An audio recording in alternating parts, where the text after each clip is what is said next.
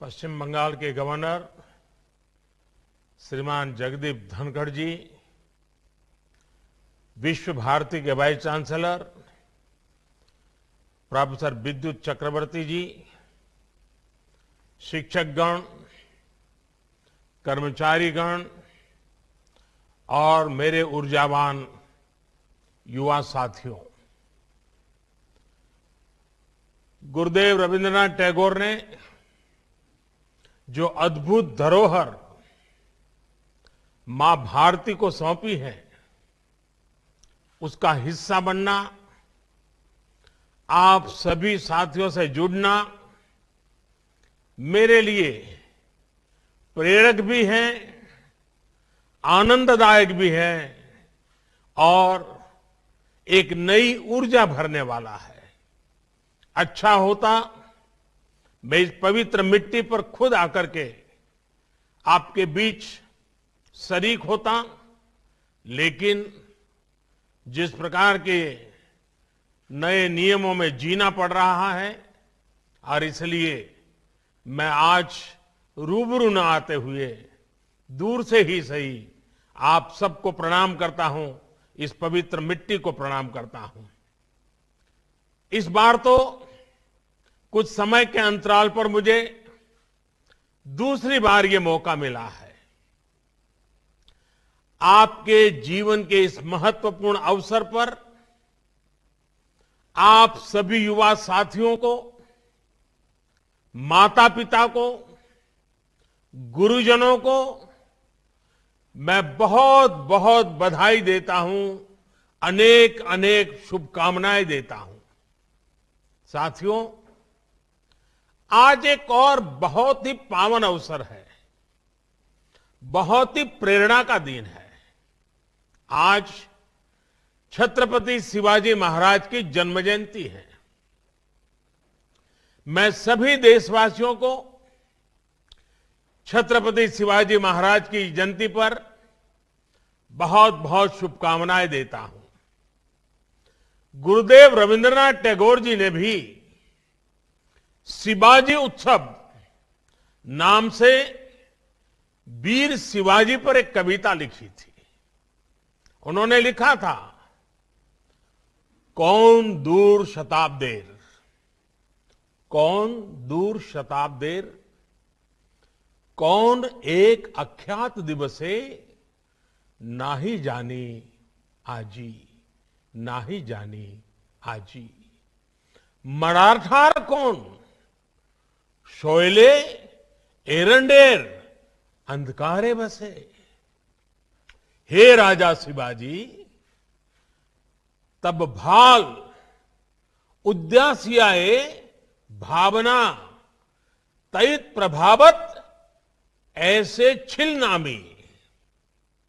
एक धर्म राज्य पाशे, एक धर्म राज्य पाशे, खंड छिन्न विक्षिप्त भारत, बंधे दिव आमी।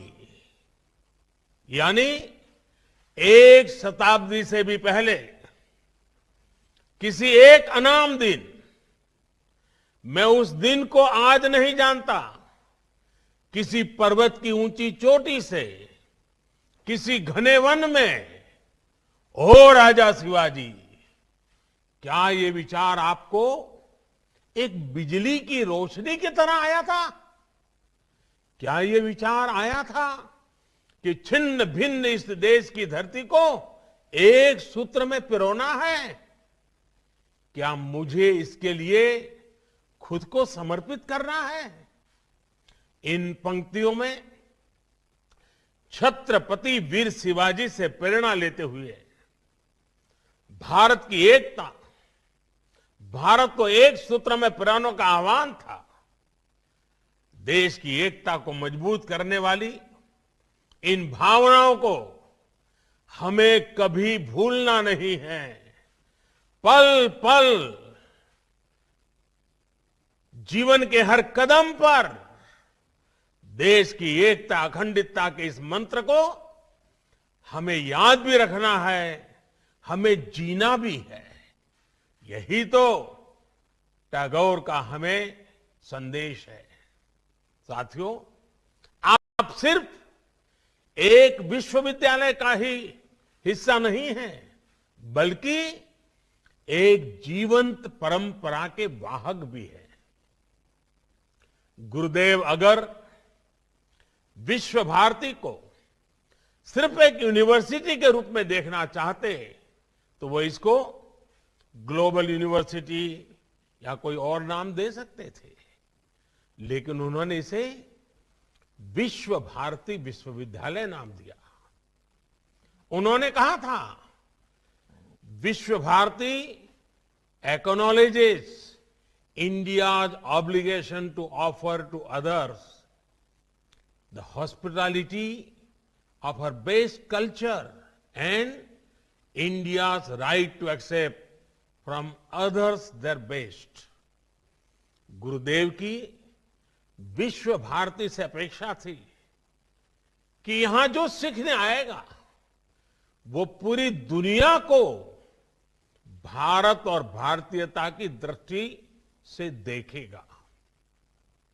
गुरुदेव का ये मॉडल ब्रह्म, त्याग और आनंद के मूल्यों से प्रेरित था। इसलिए उन्होंने विश्व भारती को सीखने का ऐसा स्थान बनाया जो भारत की समृद्ध धरोहर को आत्मसात करे, उस पर शोध करे और गरीब से गरीब की समस्याओं के समाधान के लिए काम करे। ये संस्कार में पूर्व में यहां से निकले छात्र छात्राओं में भी हमें दिखता है और आपसे भी देश की यही अपेक्षा है। साथियों, गुरुदेव टैगोर के लिए विश्व भारती सिर्फ ज्ञान देने वाली, ज्ञान परोसने वाली एक संस्था मात्र नहीं थी। ये एक प्रयास है भारतीय संस्कृति के शीर्षस्थ लक्ष्य तक पहुंचने का, जिसे हम कहते हैं स्वयं को प्राप्त करना। जब आप अपने कैंपस में बुधवार को उपासना के लिए जुड़ते हैं तो स्वयं से ही साक्षात्कार करते हैं। जब आप गुरुदेव द्वारा शुरू किए गए समारोह में जुड़ते हैं तो स्वयं से ही साक्षात्कार करने का एक अवसर प्राप्त होता है। जब गुरुदेव कहते हैं, आलो अमार आलो ओगो आलो भुवन भारा, तो ये उस प्रकाश के लिए ही आह्वान है जो हमारी चेतना को जागृत करती है। गुरुदेव टैगोर मानते थे, विविधताएं रहेगी, विचारधाराएं रहेगी, इन सब के साथ ही हमें खुद को भी तलाशना होगा। वो बंगाल के लिए कहते थे, बांग्लार माटी बांग्लार जल, बांग्लार वायु बांग्लार फूल, पुण्य हो पुण्य हो पुण्य हो हे भगवान। लेकिन साथ ही वो भारत की विविधता की भी उतना ही गौरवगान बड़े भाव से करते थे।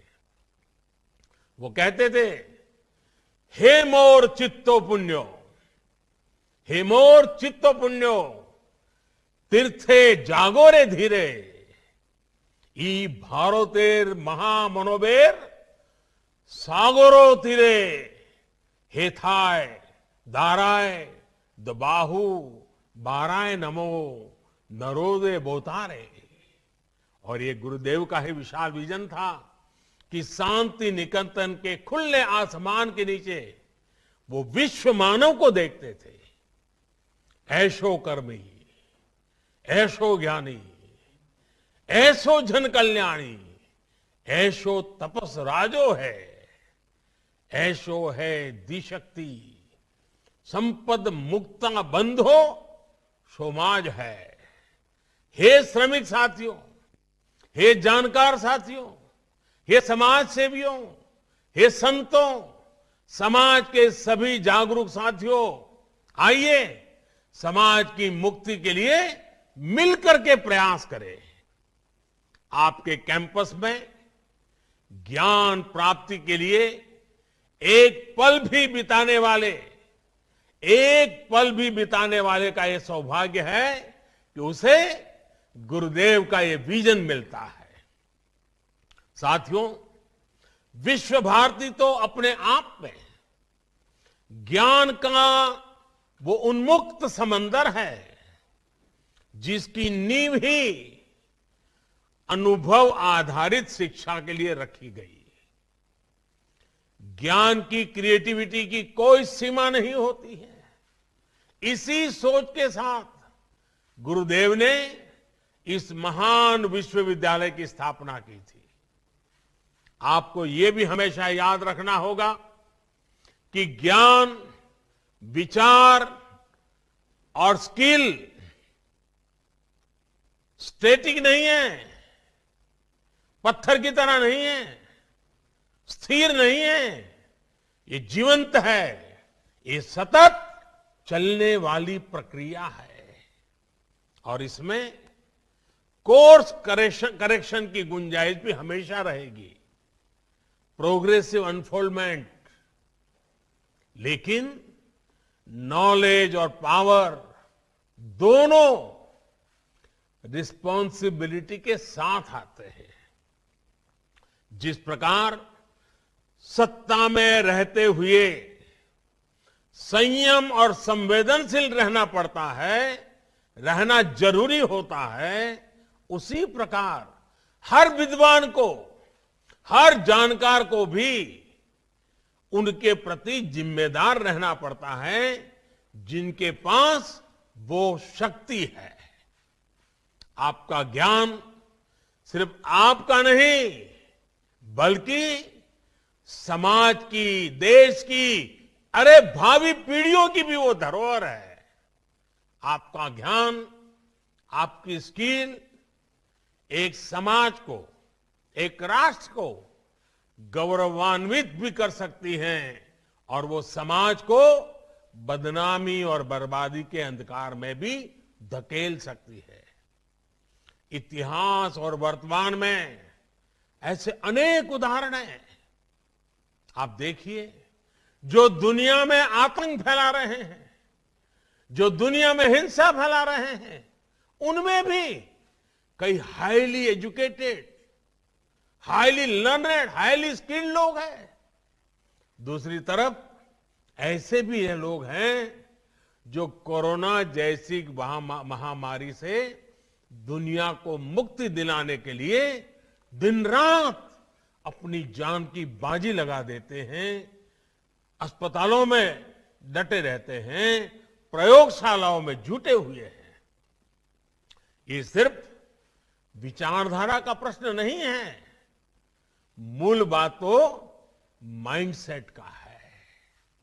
आप क्या करते हैं इस बात पर निर्भर करता है कि आपका माइंडसेट पॉजिटिव है या नेगेटिव है। स्कोप दोनों के लिए है, रास्ते दोनों के लिए ओपन है। आप समस्या का हिस्सा बनना चाहते हैं या फिर समाधान का, ये तय करना हमारे अपने हाथ में होता है। अगर हम उसी शक्ति, उसी सामर्थ्य, उसी बुद्धि, उसी वैभव को सत्कार्य के लिए लगाएंगे तो परिणाम एक मिलेगा, दुष्कर्म के लिए लगाएंगे तो परिणाम दुष्कर्म मिलेगा। अगर हम ही सिर्फ अपना हित देखेंगे तो हम हमेशा चारों तरफ मुसीबतें देखते आएंगे, समस्याएं देखते आएंगे, नाराजगी देखते आएंगे, आक्रोश नजर आएगा। लेकिन अगर आप खुद से ऊपर उठ करके, अपने स्वार्थ से ऊपर उठ करके नेशन फर्स्ट की अप्रोच के साथ आगे बढ़ेंगे तो आपको हर समस्या के बीच में भी सॉल्यूशन ढूंढने का मन करेगा, सॉल्यूशन नजर आएगा। बुरी शक्तियों में भी आपको अच्छा ढूंढने का उसमें से अच्छाई का, परिवर्तन का मन करेगा और आप स्थितियां बदलेंगे भी, आप स्वयं भी अपने आप में एक सॉल्यूशन बन करके उभरेंगे। अगर आपकी नीयत साफ है और निष्ठा मां भारती के प्रति है, तो आपका हर निर्णय, आपका हर आचरण, आपका हर कृति किसी न किसी समस्या के समाधान की तरफ ही बढ़ेगा। सफलता और असफलता हमारा वर्तमान और भविष्य तय नहीं करती है। हो सकता है आपको किसी फैसले के बाद जैसा सोचा था वैसा परिणाम न मिले, लेकिन आपको फैसला लेने में डरना नहीं चाहिए। एक युवा के रूप में, एक मनुष्य के रूप में, जब कभी हमें फैसला लेने से डर लगने लगे तो वो हमारे लिए सबसे बड़ा संकट होता है। अगर फैसले लेने का हौसला चला गया तो मान लीजिएगा आपकी युवानी चली गई है, आप युवा नहीं रहे हैं। जब तक भारत के युवा में नया करने का, रिस्क लेने का और आगे बढ़ने का जज्बा रहेगा, तब तक कम से कम मुझे देश की भविष्य की चिंता नहीं है। और मुझे जो देश युवा हो, 130 करोड़ आबादी में इतनी बड़ी तादाद में युवा शक्ति हो, तो मेरा भरोसा और मजबूत हो जाता है, मेरा विश्वास और मजबूत हो जाता है। और इसके लिए आपको जो सपोर्ट चाहिए, आपको जो माहौल चाहिए, उसके लिए मैं खुद भी और सरकार भी, इतना ही नहीं, 130 करोड़ का संकल्पों से भरा हुआ, सपनों से लेकर के जीने वाला देश भी आपके समर्थन में खड़ा है। साथियों, विश्व भारती के 100 वर्ष के ऐतिहासिक अवसर पर जब मैंने आपसे बात की थी, तो उस दौरान भारत के आत्मसम्मान और आत्मनिर्भरता के लिए आप सभी युवाओं के योगदान का जिक्र किया था। यहां से जाने के बाद जीवन के अगले पड़ाव में आप सभी युवाओं को अनेक तरह के अनुभव मिलेंगे। साथियों, आज जैसे छत्रपति शिवाजी महाराज की जयंती का हमें गर्व है, वैसे ही मुझे आज धर्मपाल जी की याद आती है। महान गांधीवादी धर्मपाल जी, आज महान गांधीवादी धर्मपाल जी की भी जन्म जयंती है। उनकी एक रचना है, the beautiful tree indigenous Indian education in the 18th century.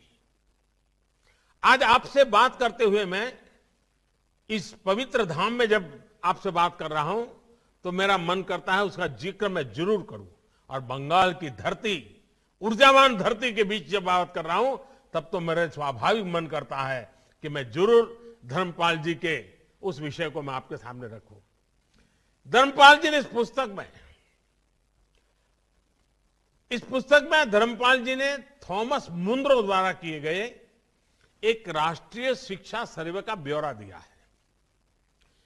1820 में हुए, 1820 यानी करीब 200 साल, 1820 में हुए इस शिक्षा सर्वे में कई ऐसी बातें हैं जो हम सबको हैरान भी करती हैं और गौरव से भर देती हैं। उस सर्वे में भारत की साक्षरता दर बहुत ऊंची आंकी गई थी।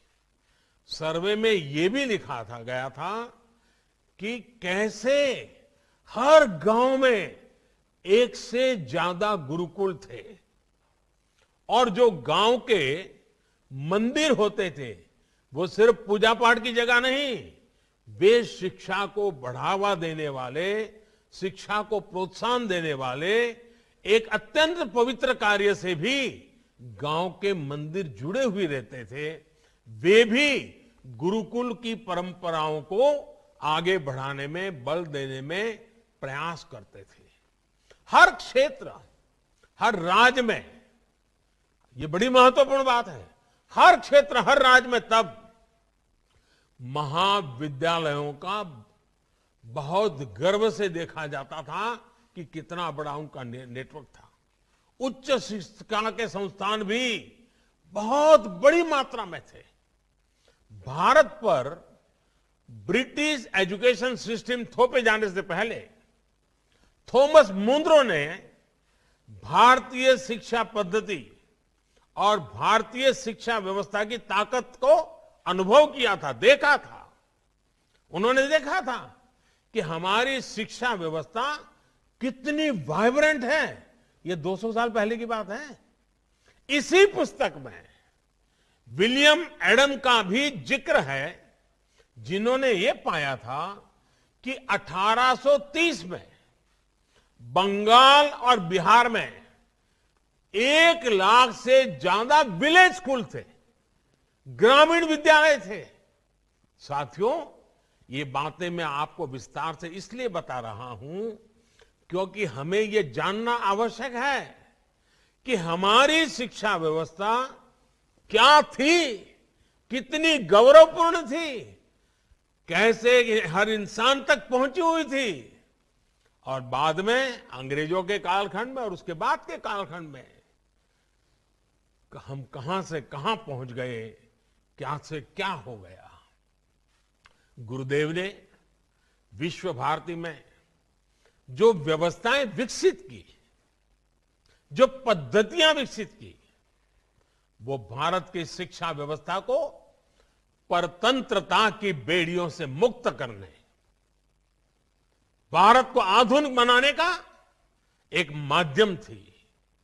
अब आज भारत में जो नई राष्ट्रीय शिक्षा नीति बनी है, वो भी पुरानी बेड़ियों को तोड़ने के साथ ही विद्यार्थियों को अपना सामर्थ्य दिखाने की पूरी आजादी देती है। ये शिक्षा नीति आपको अलग अलग विषयों को पढ़ने की आजादी देती है। ये शिक्षा नीति आपको अपनी भाषा में पढ़ने का विकल्प देती है। ये शिक्षा नीति एंटरप्रेन्योरशिप, सेल्फ एम्प्लॉयमेंट को भी बढ़ावा देती है। ये शिक्षा नीति रिसर्च को, इनोवेशन को बल देती है, बढ़ावा देती है। आत्मनिर्भर भारत के निर्माण में ये शिक्षा नीति भी एक अहम पड़ाव है। देश में एक मजबूत रिसर्च और इनोवेशन इकोसिस्टम बनाने के लिए भी सरकार लगातार काम कर रही है। हाल ही में सरकार ने देश और दुनिया के लाखों जर्नल्स की फ्री एक्सेस अपने स्कॉलर्स को देने का फैसला किया है। इस साल बजट में भी रिसर्च के लिए नेशनल रिसर्च फाउंडेशन के माध्यम से आने वाले 5 साल में 50,000 करोड़ रुपए खर्च करने का प्रस्ताव रखा है।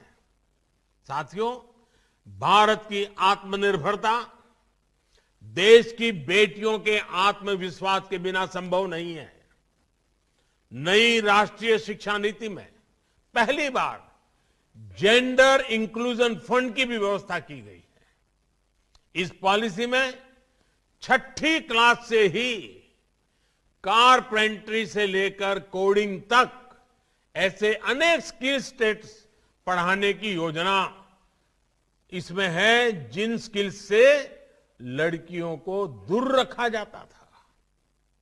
शिक्षा नीति बनाते समय बेटियों में ड्रॉप आउट रेट ज्यादा होने के कारणों को गंभीरता से स्टडी किया गया है। इसलिए पढ़ाई में निरंतरता, डिग्री कोर्स में एंट्री और एग्जिट का ऑप्शन हो और हर साल का क्रेडिट मिले, इसकी एक नए प्रकार की व्यवस्था की गई है।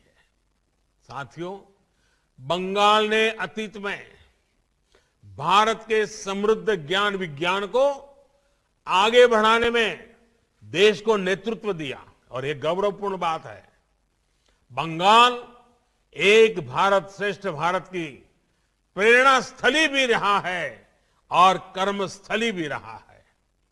शताब्दी समारोह में चर्चा के दौरान मैंने इस पर भी विस्तार से अपनी बात रखी थी। आज जब भारत 21वीं सदी की नॉलेज इकोनॉमी बनाने की तरफ बढ़ रहा है, तब भी नजरें आप पर है, आप जैसे नौजवानों पर है, बंगाल की ज्ञान संपदा पर है, बंगाल के ऊर्जावान नागरिकों पर है। भारत के ज्ञान और भारत की पहचान को विश्व के कोने कोने तक पहुंचाने में विश्व भारती की बहुत बड़ी भूमिका है। इस वर्ष हम अपने आजादी के 75वें वर्ष में प्रवेश कर रहे हैं। विश्व भारती के प्रत्येक विद्यार्थी की तरफ से देश को सबसे बड़ा उपहार होगा कि भारत की छवि को और निखारने के लिए हम सब मिलकर के, और विशेष करके मेरे नौजवान साथी, ज्यादा से ज्यादा लोगों को जागरूक करें। भारत जो है, जो मानवता, जो आत्मीयता, जो विश्व कल्याण की भावना हमारे रक्त के कण कण में है, उसका एहसास बाकी देशों को कराने के, पूरी मानव जात को कराने के लिए विश्व भारती को देश की शिक्षा संस्थाओं का नेतृत्व करना चाहिए।